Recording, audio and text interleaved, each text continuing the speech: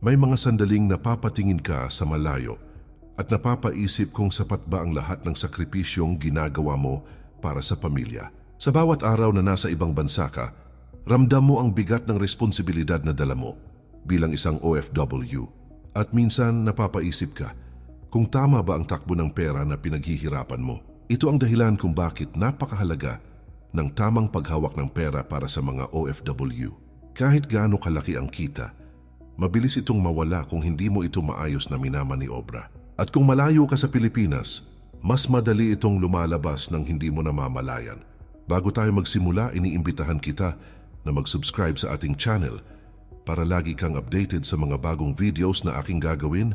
Paki-like na din ito at share sa iyong mga kaibigan at tuklasin natin kung paano umasenso sa buhay.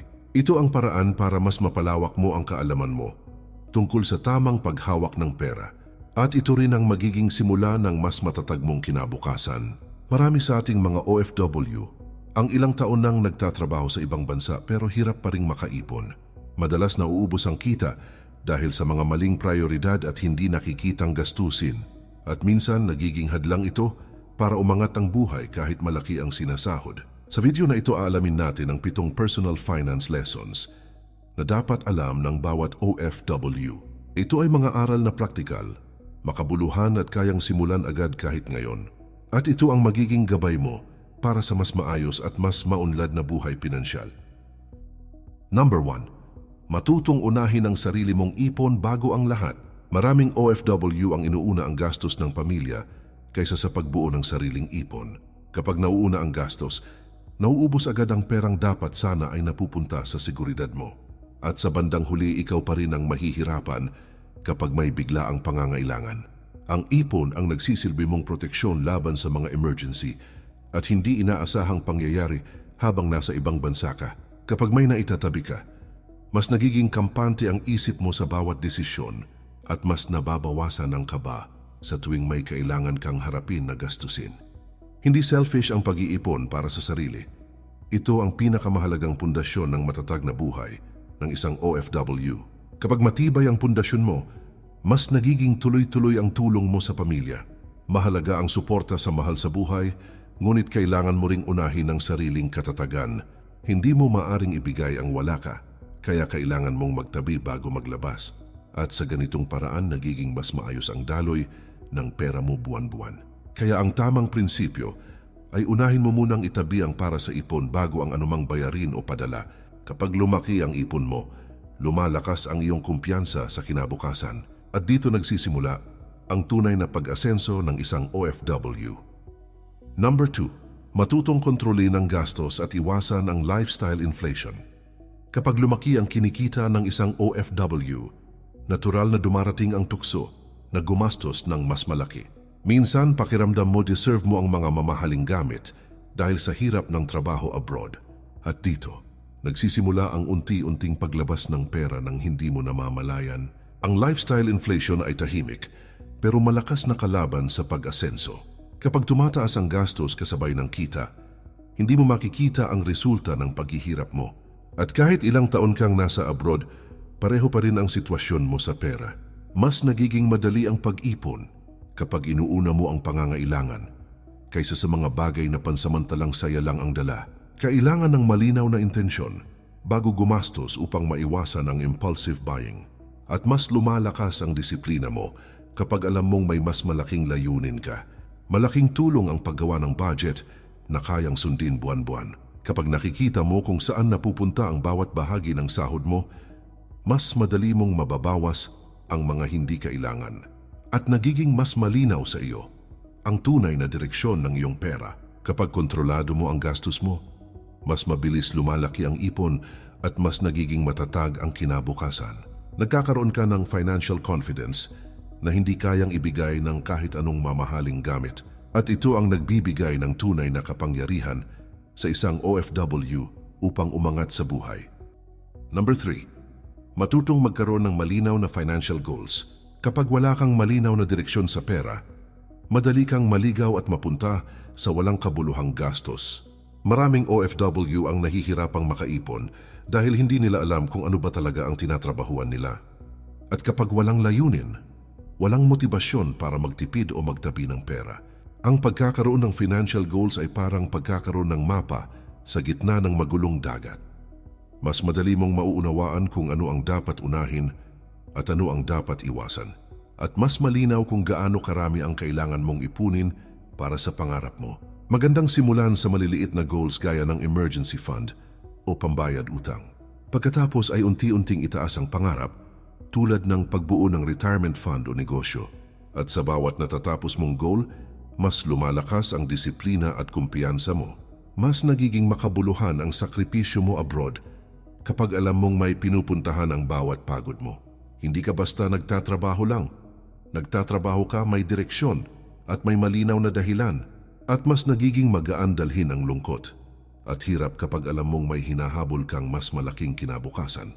Kapag may financial goals ka, nagiging organisado ang galaw ng pera mo at mas mabilis mong maabot ang inaasam mong buhay.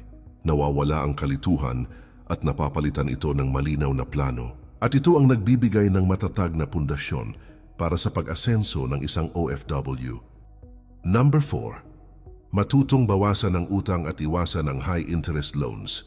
Maraming OFW ang napapasok sa utang dahil sa pangangailangan o sa kagustuhang makasabay sa uso. Kapag hindi na-manage ng maayos, mabilis itong lumaki dahil sa mataas na interest. At bago mo namamalayan, mas malaki pa ang binabayaran mo kaysa sa naipon mo. Ang pag-iwas sa high-interest loans ay isa sa pinakamahalagang disiplina sa personal finance. Mas makakabuti kung maghihintay ka o maghahanap ng mas murang paraan para makabili o makabayad at mas nagiging ligtas ang kinabukasan mo kapag hindi ka nabubuhay sa utang. Mahalaga rin na unahin ang pagbabayad ng mga umiiral na utang bago magdagdag ng bago. Kapag unti-unti mong nababayaran, mas nagiging kontrolado ang buhay pinansyal mo at mas nagiging madali ang pag-iipon kapag hindi ka abala sa pagbabayad ng interest. Maraming natutong OFW ang nagsasabing ang pinakamalaking stress sa pera ay nagmumula sa utang. Kapag naibsan mo ito, mas nagiging malinaw ang direksyon ng pera mo at mas nagiging kampante ka sa bawat hakbang mo sa abroad. Kapag natutunan mong bawasan at iwasan ang utang, lumalaki ang kakayahan mo para sa financial freedom. Mas marami kang resources na mailalan sa ipon at investments. At dito nagsisimula ang tunay na kalayaan ng isang OFW sa kanyang buhay pinansyal. Number 5. Matutong mag-invest para sa pangmatagalan. Maraming Pilipinong nagtatrabaho sa ibang bansa ang nakatutok lamang sa pag-iipon, ngunit nakakaligtaan ang kahalagahan ng pag-invest. Ang ipon ay mahalaga para sa seguridad, ngunit ang investments ang nagpapalago ng yaman sa paglipas ng panahon. Kapag hindi ka nag-i-invest, limitado lamang ang potensyal ng pera mo. Mahalaga na unahin ang low-risk investments, lalo na kung nagsisimula pa lamang. Pwede itong sa mutual funds, government bonds, o time deposits na nagbibigay ng kaunting kita pero mas ligtas. At sa ganitong paraan, mas nagiging predictable ang paglago ng pera mo. Kapag sanay ka na, pwede mong subukan ang higher yield investments tulad ng stocks o real estate. Dito lumalaki ang oportunidad para sa mas mataas na returns, ngunit kailangan ng kaalaman at disiplina. At kahit maliit na puhunan sa simula, kapag consistent, lalaki ito sa paglipas ng panahon. Maraming OFW ang hindi agad nakakaintindi na ang investment ay hindi lamang para sa sarili, kundi pati sa pamilya. Maaaring ito ang magbibigay ng mas malaking seguridad at mas magandang kinabukasan sa mga mahal mo sa buhay. Kapag maayos ang investment strategy mo, mas malinaw ang direksyon ng yaman mo sa hinaharap. Kaya bilang isang Pilipinong nagtatrabaho abroad, mahalagang matutunan ang tamang paraan ng pag-invest. Ito ang susi para hindi lang basta makatipid, kundi para ang pera mo ay lumago at magsilbi sa mas matagal na panahon. At sa pamamagitan nito, mas nagiging matatag ang iyong kinabukasan at ang kinabukasan ng pamilya mo. Number 6. Matutong gumawa ng emergency fund bago ang anumang luho. Hindi lahat ng Pilipinong nasa abroad agad naiintindihan ang kahalagahan ng emergency fund. Maraming pagkakataon na nagkakaproblema sa pera dahil sa biglaang pangyayari tulad ng sakit o aksidente. Kapag wala kang naipon para dito, madali kang malulugi at maapektuhan ang pamilya mo sa Pilipinas. Ang emergency fund ay parang safety net na nagbibigay ng kapanatagan sa isip at seguridad sa pera.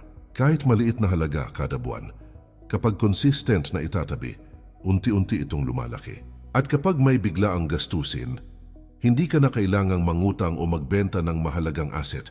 Mahalaga na ilagay ang emergency fund sa isang hiwalay na account na hindi basta ginagamit sa araw-araw. Ito ay para hindi matukso na gamitin sa hindi mahalagang bagay. Kapag may protection ka sa ganitong paraan, mas nakakapag-concentrate ka sa investments at ipon. Maraming OFW ang nakakaranas ng stress dahil sa kakulangan ng pondo sa oras ng emergency. Kapag naitatag mo ang fund na ito, mas malinaw ang direksyon ng pera mo at mas kampante ka sa abroad. At mas nagiging matatag ang desisyon mo sa lahat ng aspeto ng pinansyal na buhay. Kaya bago mo isipin ang luho o mga extra gastos, unahin mo munang magtabi para sa emergency fund. Ito ang pundasyon ng financial stability na magbibigay sa iyo ng kalayaan at kapanatagan. At sa ganitong paraan, mas magiging handa ang isang OFW sa kahit anong pagsubok sa buhay. Number 7. Matutong planuhin ang retirement simula pa lang ngayon. Maraming Pilipinong nagtatrabaho sa ibang bansa ang nakakaligtaan ng kahalagahan ng maagang paghahanda para sa retirement. Kapag masyado kang nag-antala, mahihirapan kang makabuo ng sapat na pondo para sa pagtanda.